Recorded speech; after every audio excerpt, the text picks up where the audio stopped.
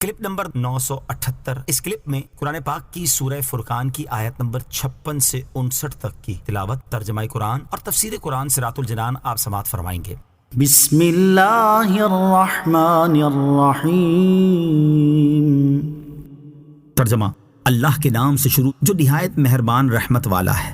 وما ارسلناک الا مبشرا ونذیرا قل ما اسألكم علیہ من اجر الا من شاء ان يتخذ الى ربه سبیلا۔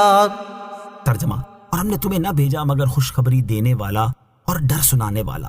تم فرماؤ میں اس پر تم سے کچھ اجرت نہیں مانگتا، لیکن جو چاہے کہ اپنے رب کی طرف راستہ اختیار کرے۔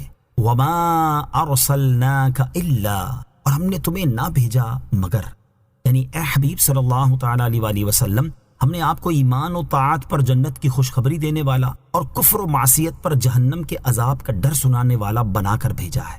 قل، تم فرماؤ، یعنی اے حبیب صلی اللہ تعالی علیہ وسلم، آپ ان مشرکوں سے فرما دیں کہ میں وحی کی تبلیغ پر تم سے کچھ اجرت نہیں مانگتا، لیکن جو چاہے اپنے رب عز و جل کی طرف راستہ اختیار کرے اور اس کا قرب اور اس کی رضا حاصل کرے۔ مراد یہ ہے کہ ایمانداروں کا ایمان لانا اور ان کا اطاعت الہی میں مشغول ہونا ہی میرا اجر ہے، کیونکہ اللہ تبارک و تعالیٰ مجھے اس پر جزا عطا فرمائے گا، اس لیے کہ امت کے نیک لوگوں کے ایمان اور ان کی نیکیوں کے ثواب انہیں بھی ملتے ہیں، اور ان کے انبیاء علیہ الصلوۃ والسلام کو جن کی ہدایت سے وہ اس رتبے پر پہنچے۔ وَتَوَكَّلْ عَلَى الْحَيِّ الَّذِي لَا يَمُوتُ وَسَبِّحْ بِحَمْدِهِ وَكَفَى بِهِ بِذُنُوبِ عِبَادِهِ خَبِيرًا۔ ترجمہ: اور اس زندہ پر بھروسہ کرو جو کبھی نہ مرے گا، اور اس کی حمد کرتے ہوئے اس کی پاکی بیان کرو، اور اپنے بندوں کے گناہوں کی خبر رکھنے کے لیے وہی کافی ہے۔ وَتَوَكَّل، اور بھروسہ کرو۔ اس سے پہلی آیت میں اللہ تعالیٰ نے اپنے حبیب علیہ الصلوۃ والسلام کو حکم دیا کہ آپ صلی اللہ تعالیٰ علیہ وآلہ وسلم ان مشرکوں سے فرما دیں میں وحی کی تبلیغ پر تم سے کچھ اجرت نہیں مانگتا، اور اس آیت میں حکم فرمایا ہے کہ آپ علیہ الصلوۃ والسلام تمام امور میں صرف اللہ تعالیٰ پر بھروسہ فرمائیں۔ چنانچہ ارشاد فرمایا کہ اے حبیب صلی اللہ تعالیٰ علیہ وآلہ وسلم، آپ اس زندہ پر بھروسہ کریں جو کبھی نہ مرے گا، اور اسی پر بھروسہ کرنا چاہیے، کیونکہ مرنے والے پر بھروسہ کرنا عقل مند کی شان نہیں، اور آپ اس کی حمد کرتے ہوئے پاکی بیان کریں اور اس کی طاعت اور شکر بجا لائیں، اور اپنے بندوں کے گناہوں کی خبر رکھنے کے لیے وہی کافی ہے۔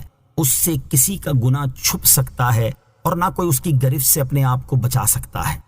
الذي خلق السماوات والأرض وما بينهما في 6 أيام ثم استوى على العرش الرحمن فاسأل به خبيرا۔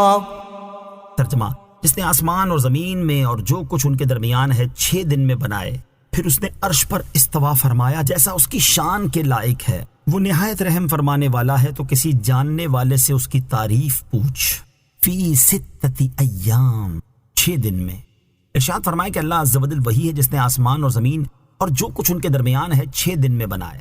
اس سے مراد یہ ہے کہ 6 دن کی مقدار میں بنائے، کیونکہ اس وقت رات، دن اور سورج تو تھے ہی نہیں، اور اتنی مقدار میں پیدا کرنا اپنی مخلوق کو آہستگی اور اطمینان کی تعلیم دینے کے لیے ہے، ورنہ وہ ایک لمحے میں سب کچھ پیدا کر دینے پر قادر ہے۔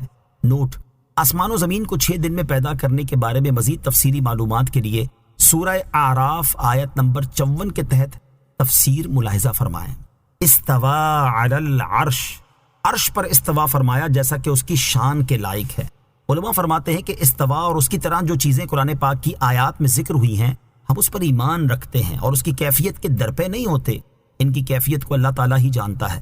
بعض مفسرین استوا کو بلندی اور برتری کے معنی میں لیتے ہیں، اور بعض استیلا کے معنی میں، لیکن پہلا قول ہی زیادہ مضبوط اور سلامتی والا ہے، یعنی یہ کہ اس کی حقیقی مراد اللہ تعالیٰ ہی جانتا ہے۔ نوٹ: اللہ تعالیٰ کے عرش پر استوا فرمانے کے بارے میں مزید تفصیل جاننے کے لیے سورہ اعراف آیت نمبر 54 کے تحت تفسیر ملاحظہ فرمائیں۔ فَاسْأَلْ بِهِ خَبِيرًا، تو کسی جاننے والے سے اس کی تعریف پوچھ۔ اس آیت میں انسان سے خطاب ہے کہ وہ اللہ تعالیٰ کی صفات کسی ایسے شخص سے دریافت کرے جو اللہ تعالیٰ کی معرفت رکھے۔